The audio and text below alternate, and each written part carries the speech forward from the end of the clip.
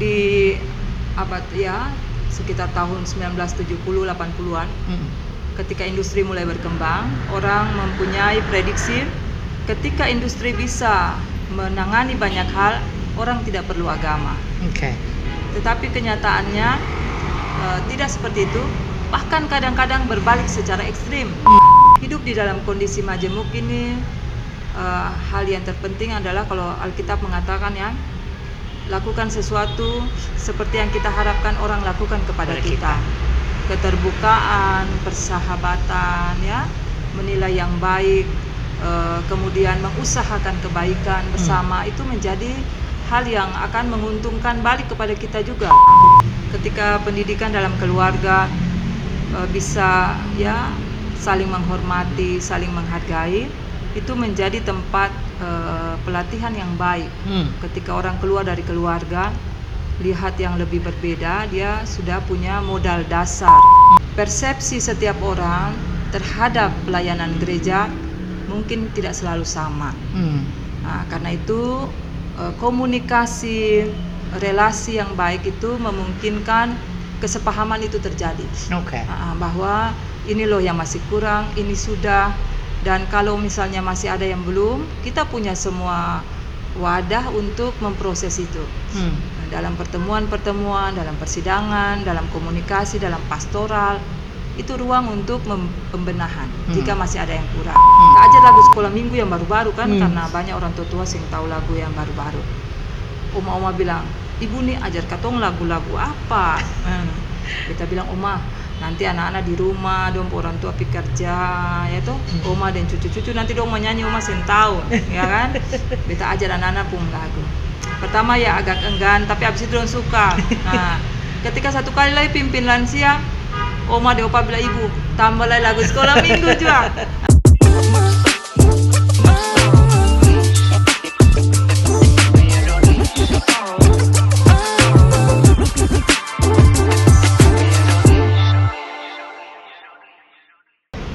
Selamat pagi, selamat siang, selamat sore, dan selamat malam sahabat iman lewat online. Ketemu lagi dengan Beta Eni Parinusa, warga Jemaat GPM Silo Sektor 2, tentu saja dalam Silo Podcast. Seperti biasa, kalau misalnya sudah ketemu di Silo Podcast, pasti akan ada banyak sekali obrolan-obrolan menarik dan juga akan memberikan banyak sekali informasi kepada sahabat iman lewat online. Dan hari ini dengan dandanan yang cukup heboh, warga Sektor 2 ini akan ngobrol-ngobrol bersama dengan Ibu Pendeta Nancy Sawisa. Terima kasih sih. Selamat siang, selamat pagi, selamat sore, dan selamat malam. Bapak Ibu sekalian. Terima kasih banyak Ibu Pendeta sudah hadir di Silo Podcast. Hari ini kita akan bahas topik yang sangat menarik, Ibu Pendeta, terkait dengan bagaimana gereja ada dalam kerangka kehidupan sosial yang majemuk. Karena gereja Silo ini letaknya pas di tengah kota, Ibu Pendeta, dan di sekitar kita juga bukan masyarakat satu komunitas saja, tapi juga banyak komunitas. Dan di dalam jemaat sendiri juga banyak warga jemaat dengan latar belakang pikir yang berbeda, latar belakang yang beda-beda pula hadir dalam satu posisi, satu keutuhan, yaitu Jemaat GPM Silo. Ibu Pendeta, kalau misalnya kita bicara panggilan gereja dalam kehidupan bersosial di hari-hari ini, apalagi di era modern kayak gini, sebenarnya gereja posisinya di saat-saat ini dalam kehidupan sosial harusnya seperti apa, Ibu Pendeta? Baik, terima kasih Usi. Pertama, sebelum Beta membicarakan hal ini, mungkin kita penting pahami bahwa yang dimaksud gereja itu apa, supaya katong sing salah kaprah bahwa gereja itu berhubungan dengan institusi saja. Tapi gereja itu kan kalau di GPM institusi, pelayan umat itu satu kesatuan. Jadi ketika kita bicara gereja itu kita bicara hal-hal itu, supaya sing berat sebelah atau timbang di hal-hal tertentu saja. Nah, kondisi atau situasi Kota Ambon yang berkembang saat ini penting kita syukuri. Apapun kondisinya kita syukuri dulu, supaya kita bicara tentang peranan gereja, kita bicara dalam optimisme, dalam pengharapan, dalam kerinduan dan keinginan baik sebagai gereja yang ingin melihat terus perbaikan, Allah bekerja dan membangun kehidupan bersama. Dan dengan motivasi itu, maka kita lihat bahwa posisi gereja memainkan peranan yang sangat-sangat penting. Memang kita bukan satu-satunya, Tapi kalau tidak ada gereja, maka ada juga hal yang akan kurang. Di situ kita melihat bahwa peranan kita penting kita mainkan. Seberapa pentingnya itu tergantung bagaimana kita mengelolanya. Ya. Ya. Jadi sekecil apapun peranan kita, tapi kalau kita lakukan dengan maksimal, maka dia akan berdampak. Tapi jika kita mengatakannya ya cukup besar, tapi kualitasnya tidak kita jaga, nah, bisa jadi itu tidak akan punya dampak yang besar, baik secara internal bagi kita bersama, tapi juga bagi masyarakat Eksternal. luas. Iya. Bu Pendeta, kan kebutuhan sosial masyarakat ini setiap kali dia bergerak, dia berubah-ubah, Dinamis ya. dinamis sekali. Masyarakat modern juga kebutuhannya beda-beda. Bagaimana gereja bisa masih tetap relevan Iya. kalau misalnya dalam menjawab kebutuhan sosial masyarakat di era modern kayak sekarang ini? Ya, dulu di abad ya sekitar tahun 1970-80-an, ketika industri mulai berkembang, orang mempunyai prediksi ketika industri bisa menangani banyak hal, orang tidak perlu agama. Oke. Tetapi kenyataannya tidak seperti itu. Bahkan kadang-kadang berbalik secara ekstrim, bahwa di tengah riuhnya perkembangan, orang memerlukan ya kondisi spiritual yang stabil, atau paling tidak di tengah gempita itu orang tetap membutuhkan ya kehidupan bersama sebagai satu komunitas ya, karena manusia memiliki identitas atau eksistensi sebagai makhluk yang memerlukan orang lain. Dia memerlukan juga satu kuasa atau kita sebut Tuhan di dalam hidupnya, sehingga menurut beta hal-hal itu seimbang saja. Jangan dilihat ekstrim, oh hanya ini dan itu tidak. Sebab kalau itu tidak seimbang, maka tetap saja di satu waktu orang akan mencari kebutuhan itu. Dan kita harus memenuhinya. Jadi kalau berjalan lebih seimbang, itu akan membantu orang secara lebih sehat ya menghadapi kehidupan modern ini. Jadi walaupun hidup tetap bergerak, kebutuhan tentang kuasa yang lebih besar dari kita sebenarnya selalu ada. Tanpa orang suruh pun, di dalam hati nurani kita kebutuhan itu ada. Betul. Karena manusia itu makhluk spiritual, ya, yang dia pada titik tertentu menyadari dia tidak ada dengan sendirinya. Ada sesuatu yang menyebabkannya, dan sebagai orang Kristen kita percaya itu kasih dan kuasa Allah yang menciptakan dan memberi kita anugerah kehidupan. Begitu sih. Itu tentang sosial, Ibu Pendeta. Ya. Sekarang kita masuk ke majemuk, sosial dan majemuk. Ya.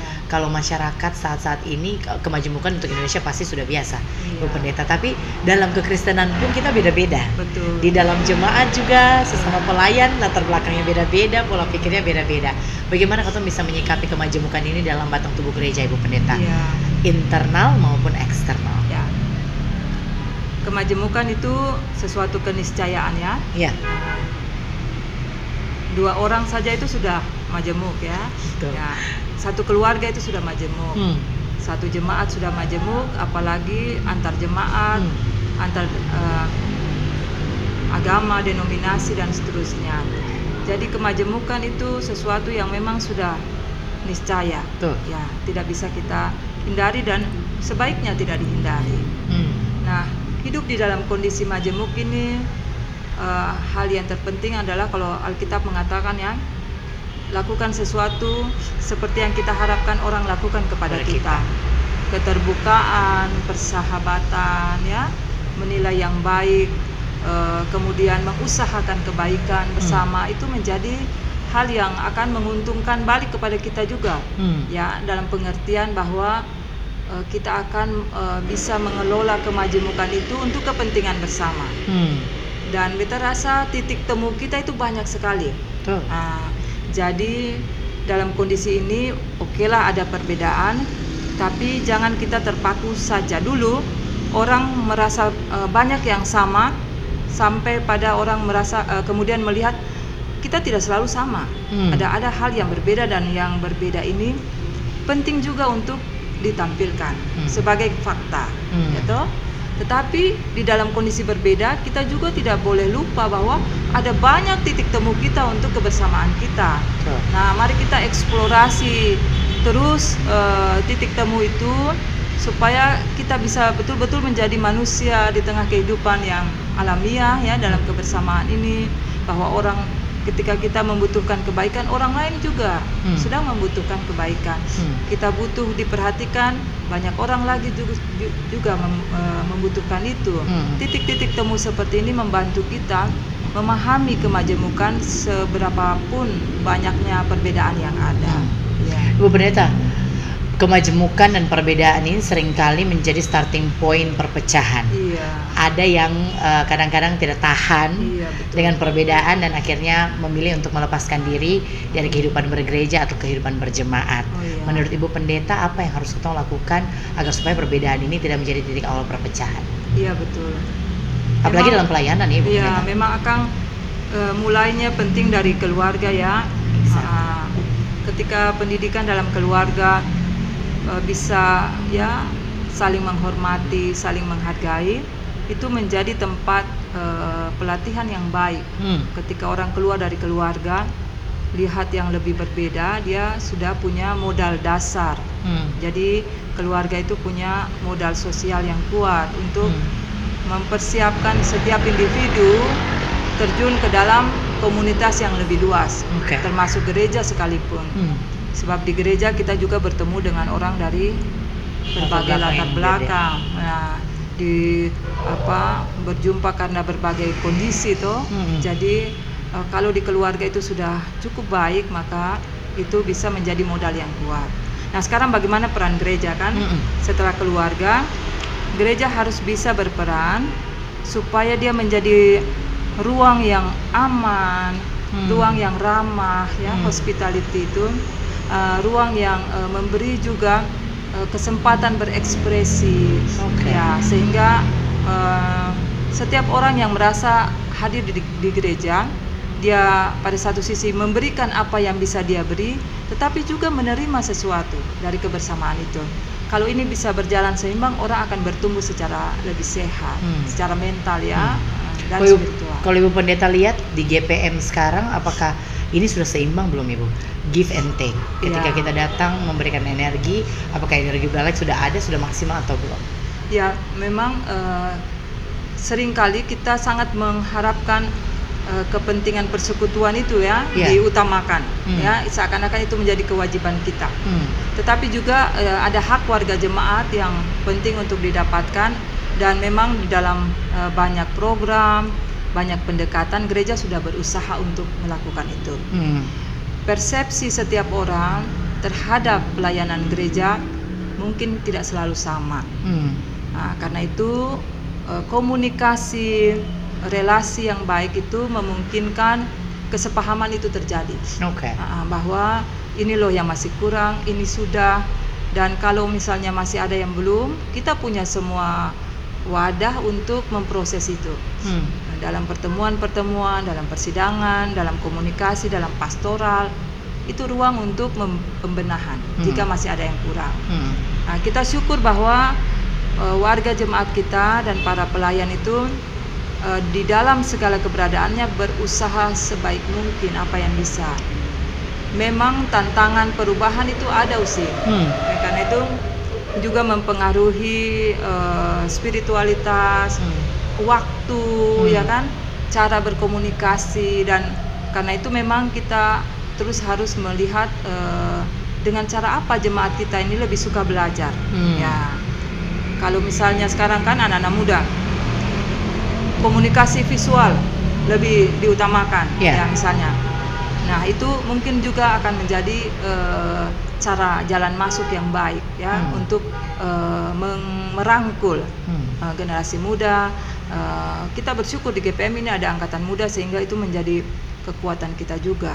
Nah, bagaimana dengan remaja, anak-anak?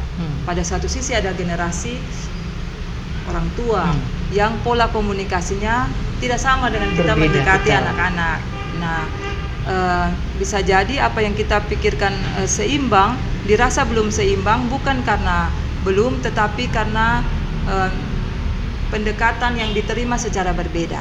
Dan karena itu mendengar apa yang diharapkan untuk mendekati kelompok itu baik.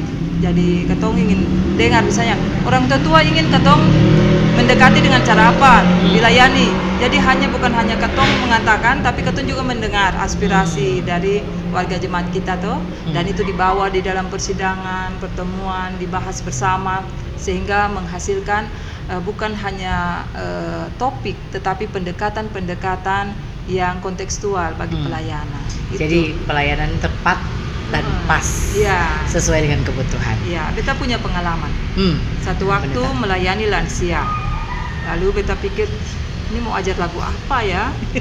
Beta ajar lagu sekolah minggu yang baru-baru kan, karena banyak orang tua sing tahu lagu yang baru-baru. Oma bilang, ibu nih ajar katong lagu-lagu apa? Beta bilang, Oma, nanti anak-anak di rumah dong orang tua pi kerja ya toh, Oma dan cucu-cucu nanti dong mau nyanyi Oma sentau ya kan. Beta ajar anak-anak pun lagu. Pertama ya agak enggan, tapi abis itu dong suka. Nah, ketika satu kali lagi pimpin lansia, Oma de opa bilang, ibu tambah lagi lagu sekolah minggu juga. Nah, sehingga ketong bisa tune in dengan anak-anak cucu. Betul, jadi memang itu ada hal-hal yang dinamikanya itu. Ya, jadi kalau ketong bilang kontekstual itu berarti mungkin pada era ini akan kontekstual, era selanjutnya dia sudah kurang. Ya. Tapi bukan berarti pelayanannya tidak jalan, hanya pendekatan-pendekatan itu membutuhkan terus adaptasi tau sih, ya adaptasi terhadap perkembangan.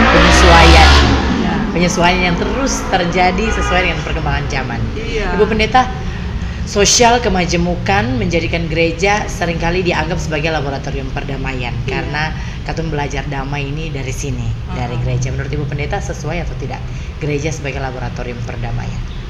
Ya, memang itu bagian dari eksistensi gereja ya. Oke. Ya, Alkitab mengatakan berbahagialah orang kita yang membawa damai, karena kita akan disebut sebagai anak Allah. Jadi itu eksistensi kita lakukan atau tidak, tapi itu eksistensi gereja sebagai pembawa damai. Itu amanat yang harus kita sadari dan kita jalankan.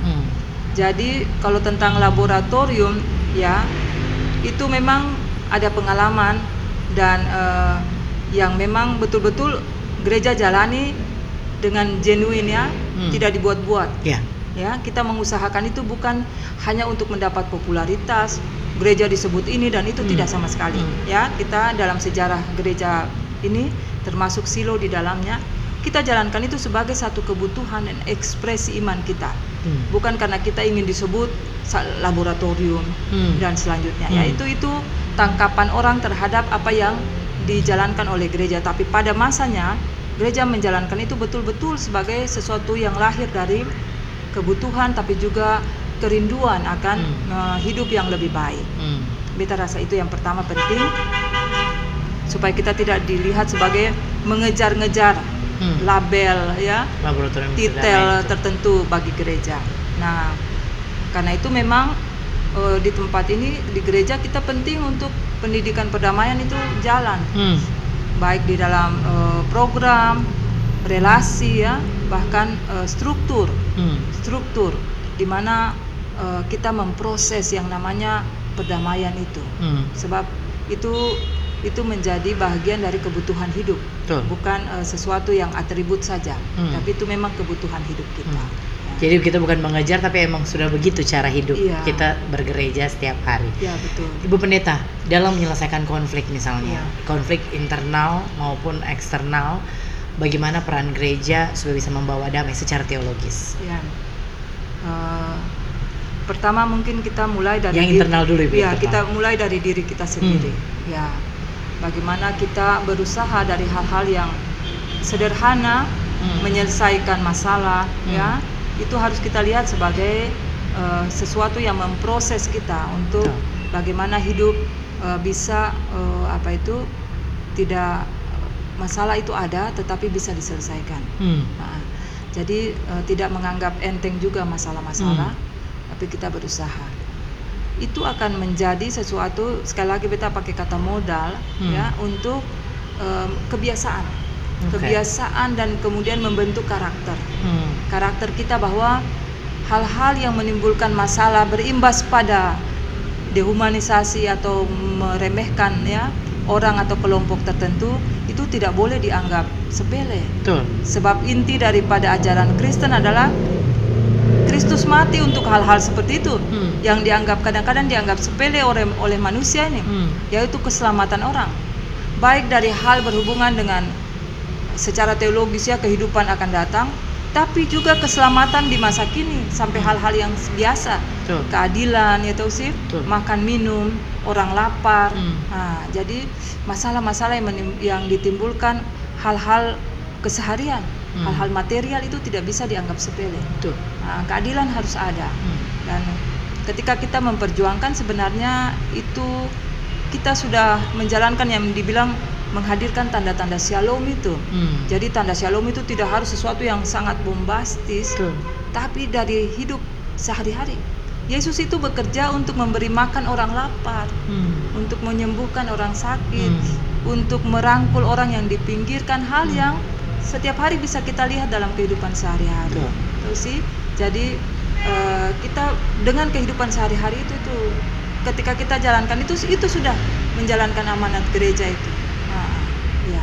Jadi konflik yang perlu konflik yang besar, tapi ada hal-hal kecil yang sebenarnya bisa kita laksanakan sehari-hari mengikuti pengajaran Yesus. Iya.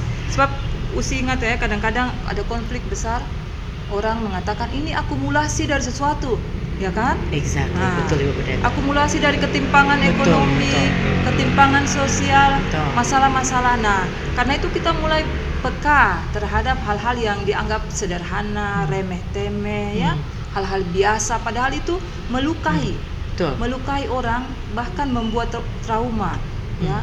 Orang merasa tidak dihargai, orang merasa dipinggirkan, ya, orang merasa hilang kemanusiaannya. Nah, pada saat itu, ketika terjadi sesuatu yang ya besar, tuh kadang-kadang tidak bisa ini karena sudah menumpuk. Betul Ibu Pendeta. Jadi kita hidup berjalan dengan manusia setiap hari, ya, seperti Yesus yang berjalan menjangkau satu persatu, ya, merangkul orang. Lalu orang itu kemudian menjadi agen. Ya, kita baca di Alkitab, ketika dia disembuhkan, dia pergi memberitakan kepada orang banyak. Aku sudah disembuhkan, aku sudah. Nah, jadi seperti itu proses, ya, multiplikasi, ya, bagaimana proses membuat transformasi itu, mulai dari satu, mulai dari dua, tapi dia kemudian berlipat ganda, karena kebaikan itu tidak akan berhenti jika kita lakukan, dia akan membawa dirinya sendiri terus, iya. Gitu Dia sih. seperti tetesan air ya Ibu Pendeta, Ya. mulai kecil tapi dia akan membesar. Besar. Ibu Pendeta, secara teologis, tantangan kita di hari-hari modern seperti ini datang paling besar dari mana Ibu Pendeta? Apalagi dalam terms sosial, kemajemukan dan perdamaian. Ya, dia memang bisa datang dari mana saja ya Usin.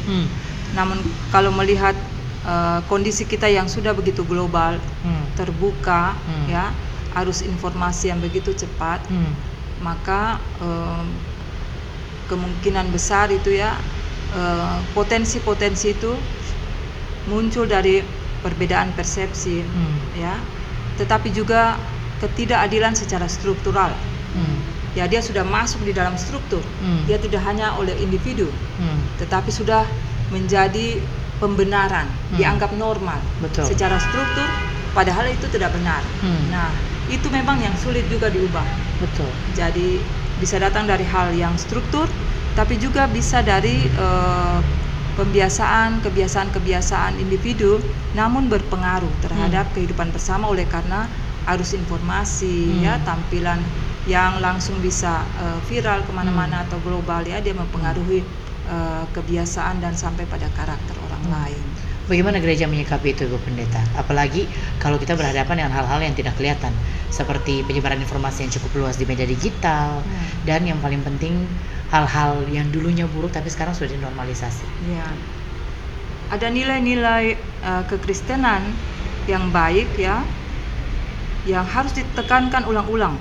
Kasih, ya, kejujuran. Itu hal yang mungkin dianggap kuno, tetapi bukan berarti itu dia tidak relevan. Nah, jadi harus ditekankan ulang. Satu waktu dia akan menyentuh batin setiap orang. Ya, kita punya pengalaman sebagai orang tua di rumah. Katong bilang 1-2 kali, orang anak-anak mungkin kadang belum dengar, ya. Tapi kalau dibilang ulang-ulang, ya, dia akan terinternalisasi, Betul. menjadi sesuatu yang dibatinkan oleh anak-anak atau keluarga kita. Jadi nilai-nilai kasih itu jangan berhenti kita gaungkan.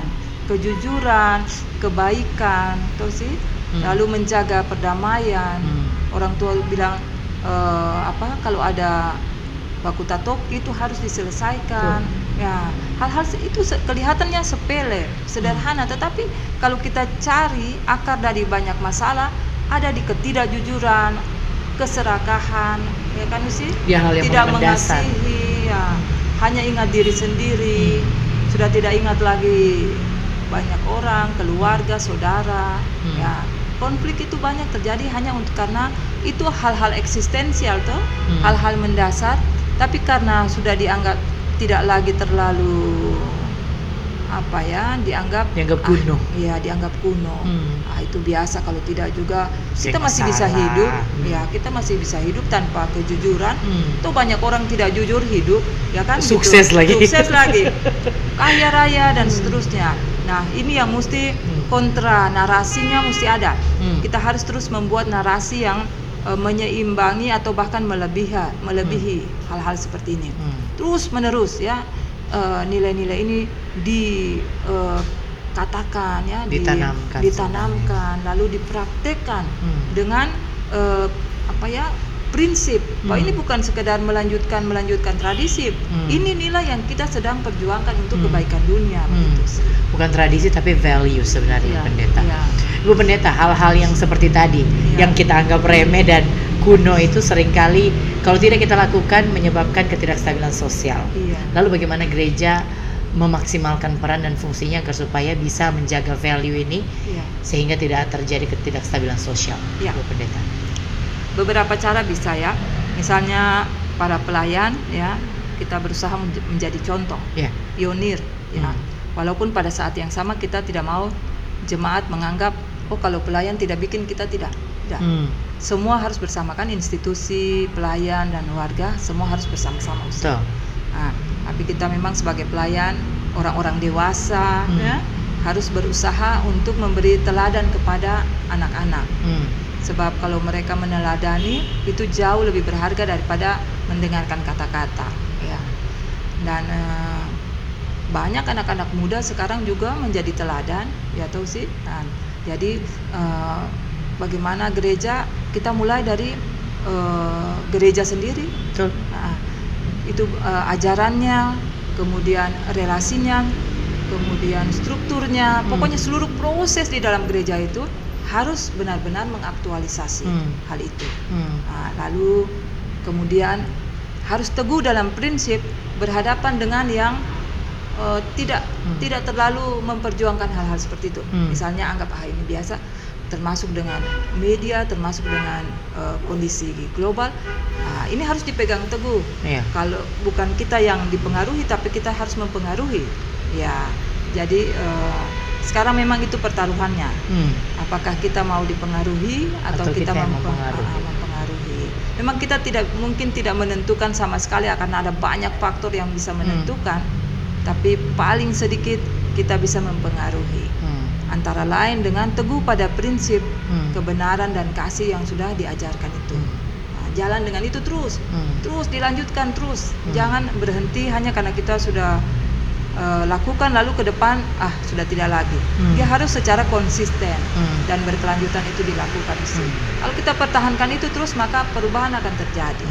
Karena ada komunitas lain juga sedang memperjuangkan hal yang sama. Ya, jadi kalau semakin banyak yang aliansi yang mempromosikan nilai-nilai kasih, keadilan, maka gelombang ini akan membesar. Nah, jadi kita kan tidak sendiri, ada juga rekan-rekan komunitas lain, tapi kita berharap kita mulai dari gereja, ya, mengevaluasi diri sendiri, tidak menilai yang lain dulu, tapi kita menilai diri kita sendiri. Berarti balik-balik lagi, Bu Pendeta, ya, jangan melihat orang, lihat dulu diri kita. Apakah kita sudah bisa mempengaruhi orang lain dengan nilai-nilai baik itu atau belum? Iya, betul sih. Ibu Pendeta, waktu kita sudah tinggal beberapa menit lagi, mungkin ada catatan khusus, Ibu Pendeta, apa yang harus dilakukan khususnya bagi jemaat, anggota jemaat biasa, agar supaya kita bisa mengamalkan nilai-nilai itu dalam kehidupan bersosial yang majemuk? Ya. Bisa dimulai dari mana nih Bu Ya, Pendeta? Jemaat Silo itu sudah melakukan banyak hal. Oke. Jadi jangan lupakan itu. Seakan-akan kita selama ini tuh tidak berbuat apa-apa, ya kan? Karena ada banyak tantangan, lalu kita menganggap ketong saya bikin apa-apa selama ini sampai keadaan kok masih begini, ya. Jemaat Silo itu sudah buat banyak hal. Ya, jadi kita juga jangan berkecil hati karena tantangan besar misalnya. Apalagi jemaat di tengah kota dengan perubahan yang begitu cepat. Jemaat sudah melakukan banyak hal. Sekarang adalah bagaimana kita terus berjalan ke depan dengan sekali lagi keseriusannya, konsistensi atau keberlanjutan tetap pada prinsip-prinsip yang diajarkan Tuhan Yesus itu. Terus mempertahankannya. Tugas kita adalah mempertahankannya dan kalau bisa lebih meningkatkan kualitas, ya. Dan percayalah bahwa untuk kebaikan itu tidak ada yang remeh. Dan Tuhan itu pasti akan menyertai kita karena ini yang kita perjuangkan adalah juga amanat dari Tuhan. Tidak mungkin kita dibiarkan sendiri. Nah, jemaat berbesar hati untuk melakukannya bahwa kita tidak berjalan sendiri. Tuhan menyertai, bahkan akan menambahkan lebih daripada yang kita buat. Nah, akan melipat gandakan. Mungkin kita tidak tahu dampaknya seperti apa, ya. Tapi pasti ada yang dirasakan, ada yang sudah mengalaminya. Jadi terus berjalan saja, ya, di dalam kepastian itu, ya, terus bersemangat. Kalau ada tantangan, bukan hanya kita yang mengalaminya, Tuhan Yesus sudah alami akang lain. Ya, jadi katong berjalan dengan Tuhan di dalam kebahagiaan, tapi juga dalam tantangan-tantangan. Jalani saja terus, doakan seluruh proses dan upaya kita. Jangan lupa berdoa tuh sih.